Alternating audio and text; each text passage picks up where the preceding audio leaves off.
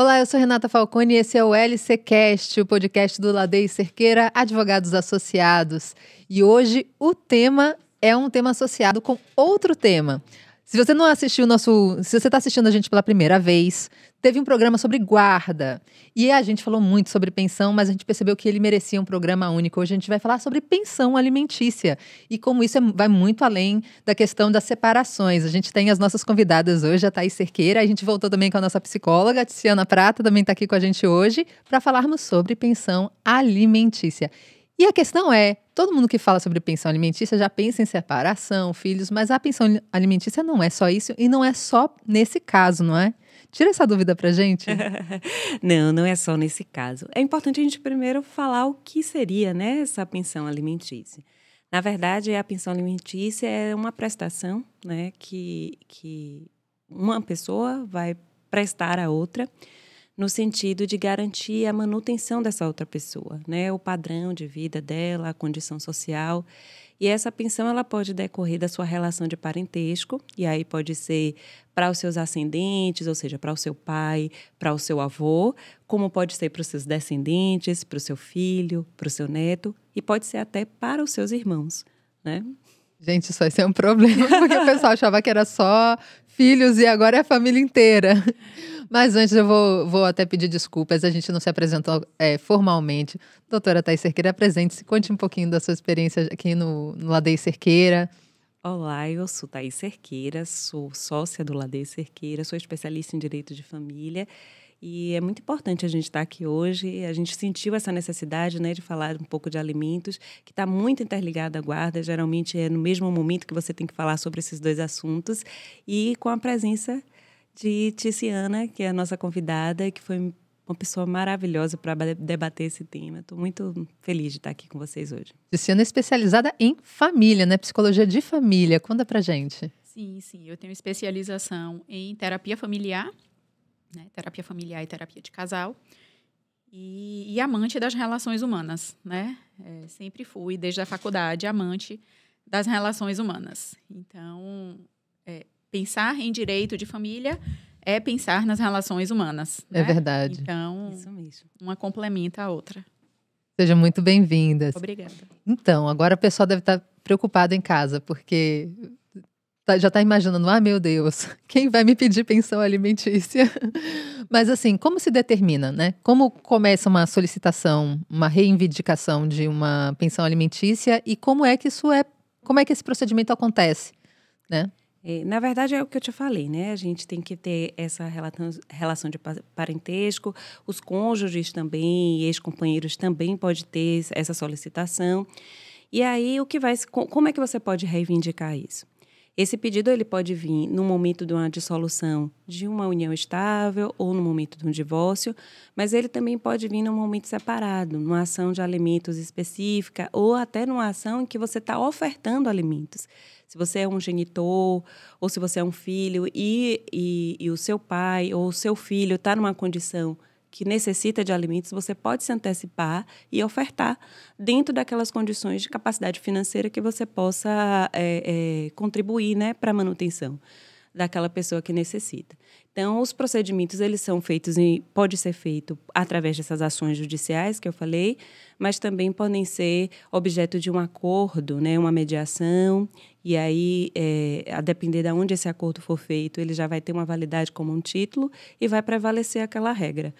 Ou decorrer de uma decisão judicial mesmo, né? Mas assim, principalmente nessas questões de guarda e de pensão alimentícia para filhos, aí a gente vira para a Tiziana. Esse caso chega muito ao consultório? Esse é um problema que tem que ser muito resolvido em conversa, em negociação? É algo muito frequente, né? Quando a gente pensa em separação conjugal, automaticamente a gente pensa em conflitos e a gente pensa na guarda e pensão, né? Como é que isso vai ser estabelecido? Como é que esse acordo pode contribuir da melhor forma para aqueles filhos, né? Como esses acordos podem ser feitos nos bastidores para que esses filhos não participem, né? São temas que muitas vezes precisa, sim, de uma mediação. É muito comum isso sempre vazar para os filhos serem atingidos de alguma maneira? Não não que seja muito comum, né? Mas como se os pais também estão sofrendo, estão doídos pelo fim daquela relação, se eles não estão trabalhando individualmente com essas questões, pode ser que respingue, sim, nos filhos. E às vezes é uma questão até involuntária, né? Sim. Às vezes o adulto, ele conversa sobre essas questões e a criança pode estar naquele momento, né? Desse diálogo, né? Não necessariamente é uma Acaba coisa testemunhando necessariamente. não necessariamente é uma coisa que seja proposital, mas a falta de cuidado também pode gerar esse ambiente, né? São assuntos de adulto, mas às vezes as crianças estão naquele ambiente de assuntos de adulto, né? A gente tem sempre essa preocupação em relação aos clientes, a gente sempre tem esse cuidado de que esses são temas relacionados aos pais e aos adultos, que não devem ser das crianças, né? As crianças devem ser preservadas, na verdade, né? Sempre. Mas assim, por exemplo, vamos considerar que é normalmente um ponto de desgaste, né? Na relação, principalmente nas negociações. Qual é o aspecto traumático, assim? O que pode acontecer quando essa negociação não vai bem? A separação por si só já é um evento traumático na vida de um filho, né? Independente da idade. Principalmente criança e adolescente, né? Já é por si só um trauma, um marco, né? Eu gosto de falar muito isso, é um marco ali na vida da pessoa. Então, o que vai acontecer pós-separação é que é importante para ajudar essa criança e esse adolescente a ressignificar esse momento da vida dela, né? Então, se os pais não conseguem preservar, né, os filhos, com certeza são pequenos traumas que vão se acumulando ali, né? Gerando sentimento de abandono, sensação de culpa, né? Tristeza, muitas vezes a própria raiva, irritação, né? Revolta contra um ou contra o outro, ou contra os dois, por estar fazendo passar aquilo, por estar fazendo sentir, né, aquilo tudo. E por ser um marco, né, tem que preservar esse pós-separação. E como é estabelecido assim? Então, já que a gente entrou nesse ponto, como é que é estabelecido o valor dessa pensão? Pronto. Quando as partes não chegam num consenso, né, que aí elas poderiam chegar a um denominador facilita. comum, cabe ao juiz analisar, né, toda a situação e Tem muita arbitrar gente, esse valor. a gente sabe de casos de o pessoal chegar na audiência vestido farrapo, dizer que está sem trabalhar, enfim. Isso usando mesmo. toda forma de esquemas para tentar escapar. Ou diminuir o valor. O fato de você estar desempregado por si só não quer dizer que você não tem essa obrigação. Mas o que a gente fala no direito que deve ser observado nesse momento é uma dualidade, que é a necessidade de quem vai receber os alimentos, né? E a capacidade financeira de quem está pagando. Então, o juiz ele vai ter que avaliar isso com os elementos do processo. Mas como seria avaliar isso, né?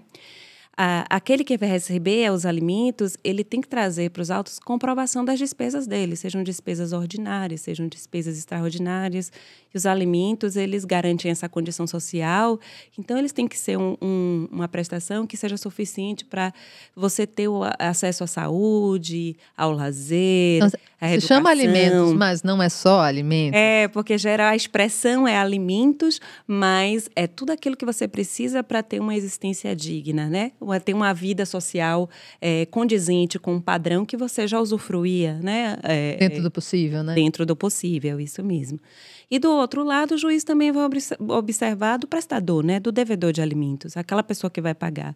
Então, ele tem que verificar qual é essa capacidade financeira, né, desse pagador. E como é que ele pode ver isso? Ele vai ver por contra-cheque, ele vai ver por declaração de imposto de renda, ele vai ver cartões de crédito. Hoje, a jurisprudência até já fala que sinais exteriores de riqueza, né, devem ser observados pelo magistrado. Então, de repente, você está com um óculos da moda, você tem acesso a um carro super caro. Ou você tirou foto nas redes sociais com óculos da moda. Não, as redes sociais, de fato, elas são um elemento que é muito utilizado nos processos para demonstração desse status, né, desse padrão social do pagador. Então, o juiz, dentro dessa conjuntura de todos esses elementos, ele vai verificar a realidade, o que é que aquele que a gente chama do alimentando, né, aquela pessoa que é a credora, precisa para manter e arbitrar um valor que o devedor seja capaz de arcar. O credor alimentando, nesse caso, é a pessoa que recebe. Isso. É o momento alimentante, glossário. o alimentante que a gente fala no direito é aquele que paga, e o alimentando é aquele, o credor, é o que recebe.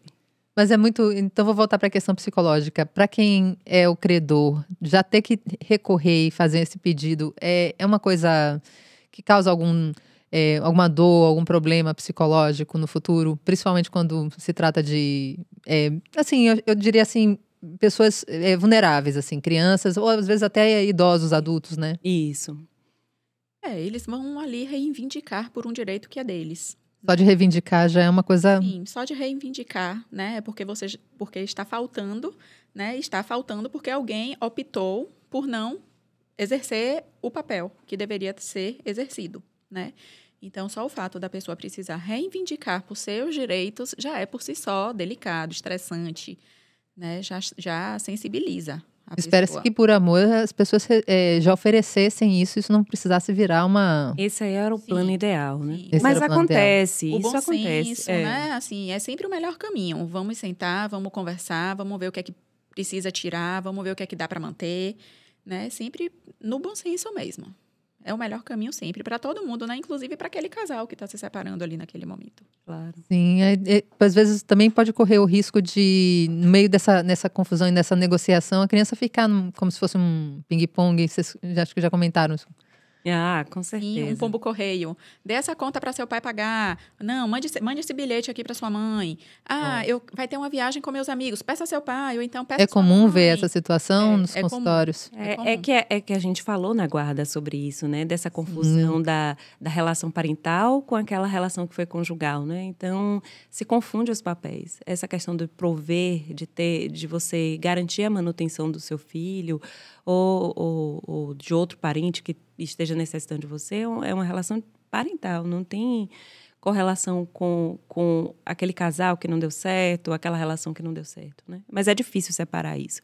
Então, não raro, os casais utilizam dessas ferramentas para conseguir atingir um ao outro, né? Que não é salutar, obviamente, para a família. E acaba sobrando para a parte mais vulnerável, que são os filhos. Sim. Isso mesmo. E, por exemplo, se o alimentando é, de repente, um pai, um avô, como rola essa relação, essa solicitação? Como isso acontece? Normalmente é uma oferta?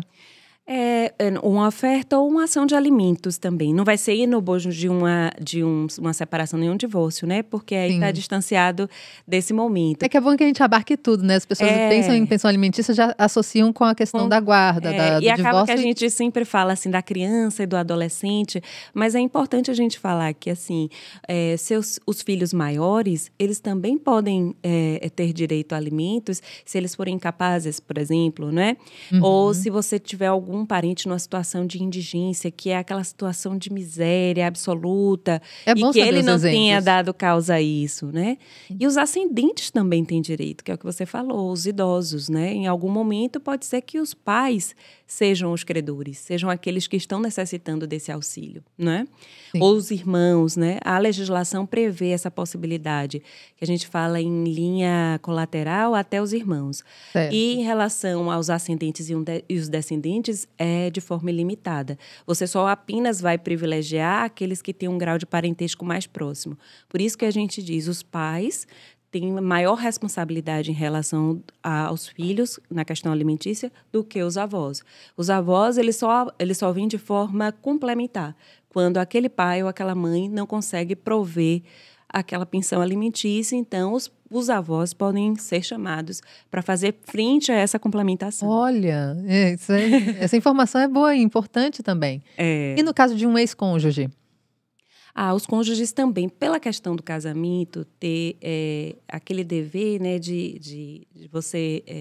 deveres recíprocos, né, do casal. Às vezes, por exemplo, acabou de sair de uma maternidade, teve que interromper a carreira, né? No caso, às vezes, da mulher. Na verdade, às vezes... Não é a exclusividade mais, né? Às vezes o casal, quando eles estão juntos, eles têm um projeto de vida comum, né? E no momento da separação, esse projeto se encerra. Mas um dos cônjuges pode estar numa situação que ele precise se restabelecer, se reinserir, se reprogramar, né? Então, é possível também, a legislação prevê a pensão alimentícia entre ex-cônjuges e ex-companheiros, né? Mas o entendimento do judiciário nesse sentido é que deve ser de uma forma limitada. Ele não deve ser para sempre, né? Essa pensão eu ia alimentícia. justamente perguntar se ela tinha um limite, ela tinha um prazo para acontecer. Isso, na verdade, o juiz vai verificar em cada caso, né? Sim. Porque existem situações de pessoas que passam toda uma vida dedicando à família, aos filhos, e não estão inseridos no mercado de trabalho, né? Talvez nessas hipóteses, esse período da pensão tenha que ser um pouco mais prolongado. Então, ele vai estudar a capacidade intelectual, a formação, né? A instrução daquele cônjuge, se é possível, a idade, né? A idade, porque a reinserção no mercado de trabalho de muito tempo. São todas essas condições, e aí vai se prever um prazo que seja razoável, mas a ideia é que isso não se estenda por tempo indefinido. É que tenha um limite que seja o suficiente para que ele possa se readequar, né, depois dessa relação. E se a pessoa se envolve com outra pessoa? Na verdade, o Código Civil ele tem uma previsão expressa que se você constituir novo casamento ou nova união estável, aí essa obrigação se encerra em relação ao ex-cônjuge e o ex-companheiro. Mas tem um limite em que momento isso se estabelece? É na hora que se estabelece a união estável. Isso. Se é só um namoro, ainda não é o caso. Isso. E nessa questão, quando é em relação a ex-cônjuges, também entra nessa questão psicológica? Como é que isso é negociado? Porque às vezes pode acontecer de ter uma revolta, né? Da pessoa, não, eu não tenho que pagar isso, enfim. Ou aquela história de, muitas vezes dizer, eu tô pagando e a pessoa tá gastando com outra coisa. As pessoas esquecem todos os combinados, né, da vida. Meu Deus. Esquecem, né? Esquecem que um dia estiveram juntos por algo maior, né? Por uma comunhão de projetos ali e planos de vida, né? Nesses momentos, muitas vezes esquecem disso tudo. Mas a terapia de casal entra como um grande recurso aí, né? Para isso. Muita gente acha que a terapia de casal é para alinhar o casamento, né? Mas não necessariamente. A terapia de casal, muitas vezes, é para se chegar numa dissolução pacífica, né? Numa dissolução de forma estável, de forma respeitosa, onde esses pontos podem ser discutidos ali. Ou seja, as pessoas não precisam evitar a terapia de casal achando que ela vai forçar vocês a ficar num relacionamento que não tá bom. Às vezes, justamente ajuda a terminar um que já não funciona. Salutar, de né? forma salutar. O mais importante é isso, né? Com certeza. Com certeza. Às vezes, a questão de se separar, mas continuar na mesma casa. E eu acho que isso deve ter acontecido um pouquinho durante a pandemia, porque as pessoas não podiam sair da mesma maneira, né? Aí você se separa, ou por questões de economia mesmo, peraí, vamos se separar, mas a gente fica ainda no mesmo lugar. E nesse caso, como é que fica a pensão alimentícia?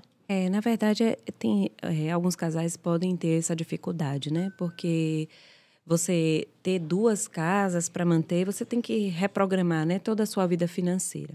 Mas o fato de você estar no mesmo teto, continuar residindo, não desobriga de pagar a pensão, porque ali você está falando de uma coisa só, você está falando de moradia, né? E como a gente viu, a pensão ela abarca muito mais coisas.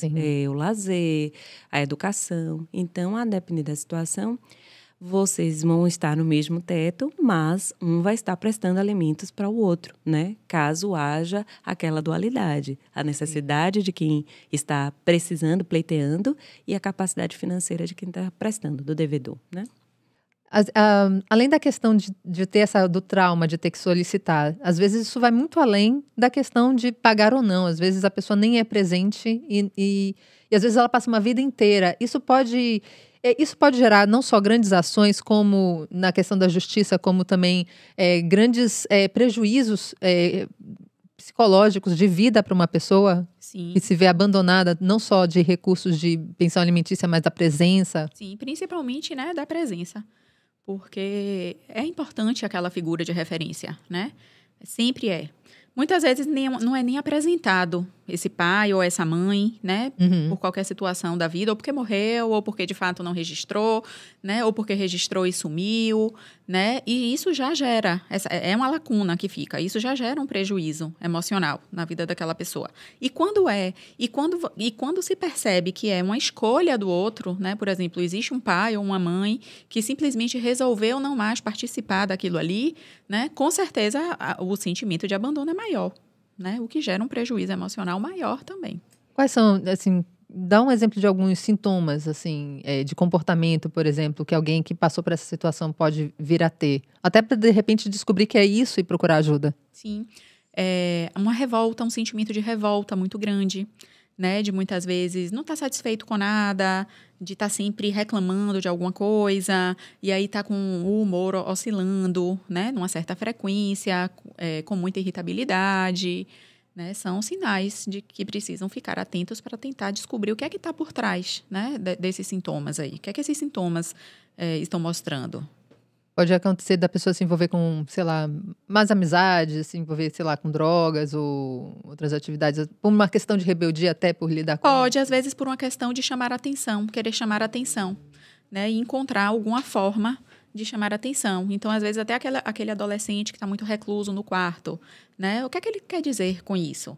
Né? Aquele adolescente que... Para ir para a escola, aquela adolescente se arruma, acorda mais cedo para arrumar cabelo, botar uma maquiagem.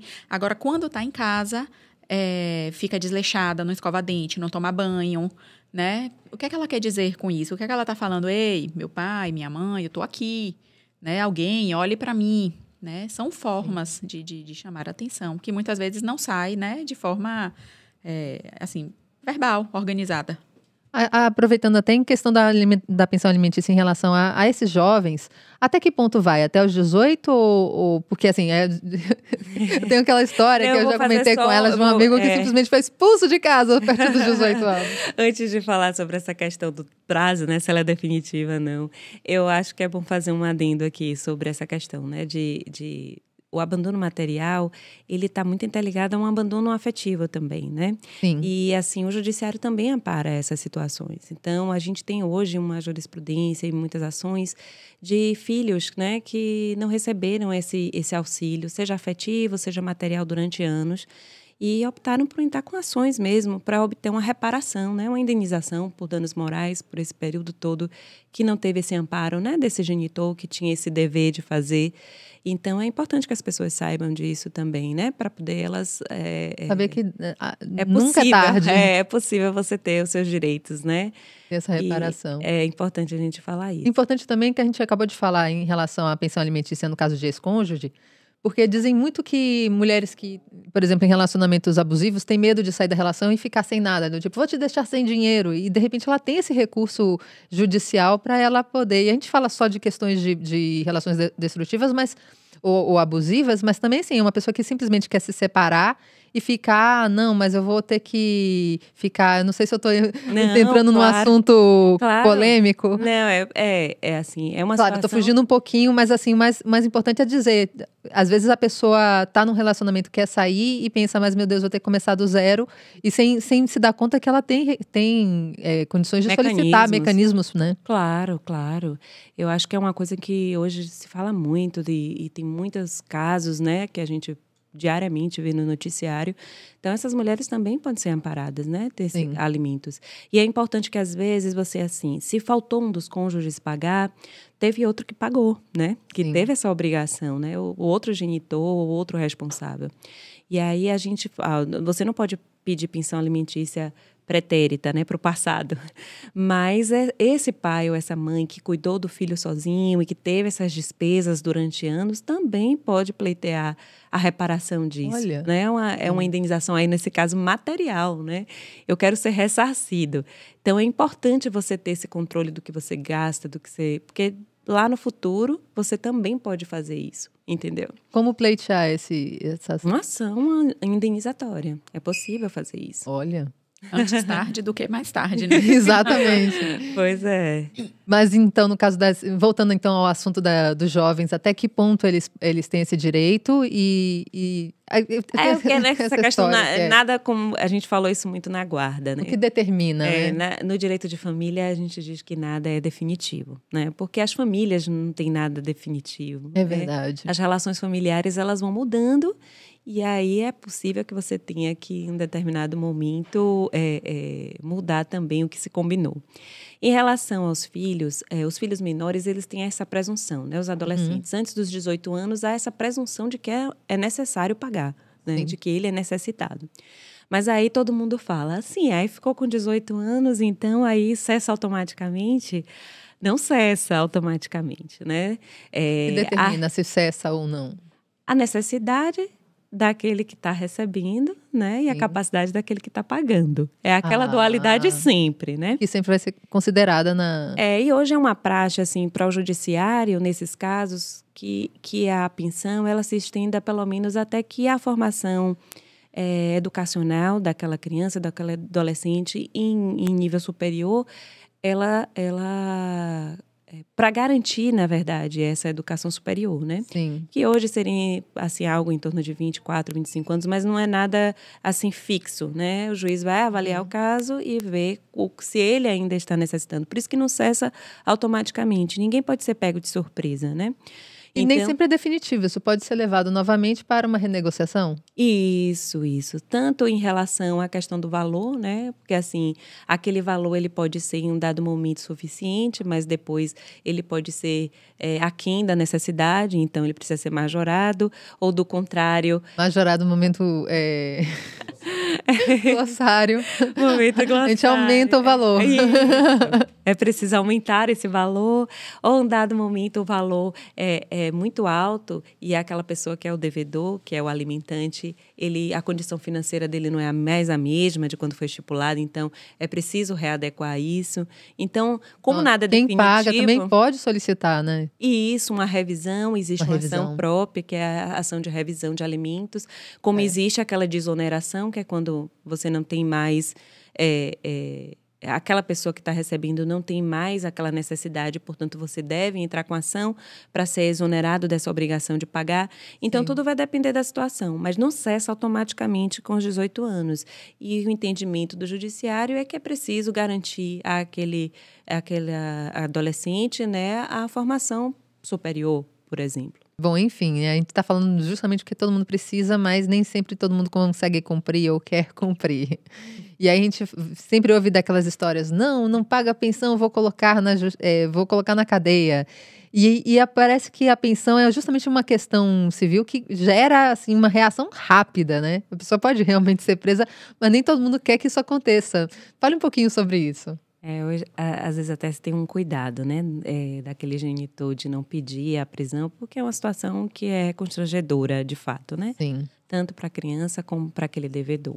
Mas tem que se pensar na criança, né? Mas o que é importante a gente ter em mente é que hoje a legislação ela traz vários mecanismos, né, opções ao juiz para que ele consiga que aquele devedor pague, né, os alimentos. E uma dessas previsões é a possibilidade de prisão, né, que é a única hipótese de prisão civil, inclusive. E essa prisão ela é feita caso eles observam as 3 últimas prestações. Se você tem as 3 últimas prestações fixadas e não está pagando, Sim. Aquele credor ele pode pedir a sua prisão para compelir, né, que esse devedor pague os alimentos. Além disso, há outros mecanismos. Hoje é possível... Quais são os mecanismos que acontecem antes, né? Para não chegar no extremo? Assim, o judiciário, ele primeiro vai tentar que esse pagamento seja feito, ele pode tentar descontar esses valores de remuneração, né, oficial, empregador, para que o empregador desconte o valor da pensão direto da remuneração do empregado antes de pagar o salário para o empregado, mesmo nas hipóteses, porque... Pode ser um trabalhador autônomo ou um prestador de serviço. Também, e aí a renda varia, né? Isso, mas há mecanismos também de fazer isso. Você pode ir direto no tomador do serviço e pedir para reter as faturas. Né? Tem formas de você conseguir garantir esse pagamento. Seja... Inclusive, é uma dívida que você também pode inscrever o devedor no Serasa. Então, é uma opção também, né, para você compelir ao pagamento. Então, tem vários recursos, né? Inclusive o Serasa. Isso, para poder compelir. E aí o judiciário ele vai utilizar esses mecanismos para tentar que esse pagamento seja feito, porque é uma questão que, na maioria dos casos, envolve menores, envolve pessoas em uma condição que precisam de um amparo, e aí todas as formas que a gente puder perseguir para conseguir, né, o final vai ser feito. Psicologicamente falando, essa questão de chegar a levar ao extremo de colocar um dos parentes na prisão o que pode acontecer? Nunca é a melhor opção, né? É o último... É o extremo, né? É o extremo, o último recurso ali, né? Em busca de algo maior Porque o impacto é muito grande, né? Sempre vai ser. Tipo, além de não estar recebendo e estar sendo, de certa forma, prejudicado com a ausência daquele material ali, né? Daquele dinheiro, enfim, daquele sustento, você ainda ter o seu parente, né, na cadeia, na prisão, Principalmente para os filhos, Os né? filhos, aquela sensação de culpa pode presenciar ficar... aquilo, a sensação de culpa, tipo, é porque ele não me pagou, que ele foi preso, né? A revolta contra se foi a mãe que fez a denúncia, né? Que levou a esse extremo. Então, a revolta com essa mãe, né? A vergonha de ter esse pai. Bom, já que a parte já é traumática, já tem que lidar com essas questões todas, existe uma recomendação de como levar essa situação da forma mais saudável possível dentro da psicologia, além do diálogo? Quer dizer, é buscar tudo o é diálogo, psicólogo, né? É buscar o psicólogo. É o que eu falo. A separação por si só já é um evento traumático, né? Na vida de todos que estão passando, né? Seja daquele que escolheu a separação, aquele que sofreu a separação, os filhos, né? Que estão passando por isso. A família extensa também, por muitas vezes, né? Também sofre com aquilo ali. Então, a separação em si já é um evento traumático. Então, se a gente puder ter esse auxílio psicológico, né? De um profissional mesmo, do psicólogo, para ressignificar essas novas relações e esse novo momento de vida, é o melhor caminho sempre. E também se colocar um pouco no lugar do outro, né? Eu acho que é uma técnica boa para se fazer. Acho que a psicologia ajuda um pouco nisso. E se você estivesse nessa situação, né? Se você estivesse no lugar... Porque eu acho que o pai ou a mãe que sempre está com o filho, que não é que tem a maior parte do tempo com o filho, é que acaba tendo esse encargo maior. Inclusive ônus, né? O financeiro, né? Seja o afetivo ou o financeiro. Então, um pouco se colocar no lugar do outro também. Saber que para seu filho estar ali, para ele estar bem, para que ele tenha uma formação bacana, é preciso que você contribua com isso, né? Eu acho que é uma questão de se colocar no lugar do outro também. Tem uma pergunta aqui que a gente até fala aqui sobre cobrar alimentos e não protocolar a separação. De fato não está associado às coisas, né? Eu achei até uma pergunta estranha, mas... Porque o alimento, ele pode ser solicitado a pensão alimentícia no momento da separação, né, do divórcio e no momento também da dissolução da união estável. Mas não é uma condição. Como a gente viu, esses alimentos eles podem ser pleiteados separadamente. Seja porque não decorrem dessa ruptura, né, de uma relação conjugal, seja por uma questão até de estratégia. Eu quero discutir essa questão separadamente. Olha... Porque, inclusive, a ação de alimentos, ela de forma separada, ela tem um rito... Já não discute dentro de casa, já leva a questão e pronto, já fica oficializado, não tem mais discussão. Porque a ação de alimentos, ela tem um rito que a gente chama de um rito especial. Ela tem algumas fases de processo que tornam ela mais eficaz, mais rápida. Então, a depender, pode ser uma estratégia, né, jurídica mesmo, de você ter uma ação separada, e mesmo porque você não está obrigado. Você pode resolver a questão relacionada aos filhos de maneira separada e deixar o divórcio e a dissolução da união estável para falar no momento posterior, né? Pode ser um sentimento, uma vontade do casal fazer dessa forma, entendeu? Não obrigatoriamente, porque às vezes está tudo atrelado. A urgência deles vem muito mais... resolver a questão dos filhos. Logo do que justamente a questão do casal, que pode até demorar um pouquinho a negociação. Enquanto isso, eles estão lá esperando, né? E isso pode ser uma estratégia mesmo, porque assim, hoje já é possível fazer divórcio e dissolução de união estável de forma extrajudicial em cartório. Mas se for para resolver questões relacionadas aos filhos, obrigatoriamente tem que ser judicial. Então, é importante, às vezes, resolver o problema dos filhos, seja de alimentos ou guarda no judicial, e depois poder usar o extrajudicial para fazer um divórcio. Essa informação e para fazer uma dissolução de união. Extremamente importante, né? E aí vai depender muito assim da estratégia jurídica, né? E acho que até um passo bem bacana, né? Para evitar maiores tensões, né? Quando é tudo junto ali. É a separação, é a pensão. Dividir os temas, maior, né? Então, assim, vamos primeiro pensar nos filhos? Vamos.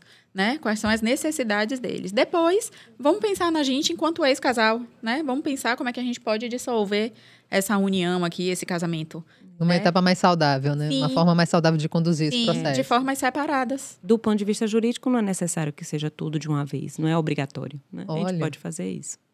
Muito obrigada, doutora Thaís Cerqueira, Tiziana Prata, nossa psicóloga, tiraram todas as nossas dúvidas, espero que todas. Se você tiver mais alguma dúvida, você manda pra gente e não deixa de assinar o nosso canal, ativa as notificações e nos segue nas redes sociais. Esse foi o LCcast, podcast do Ladei Cerqueira Advogados Associados.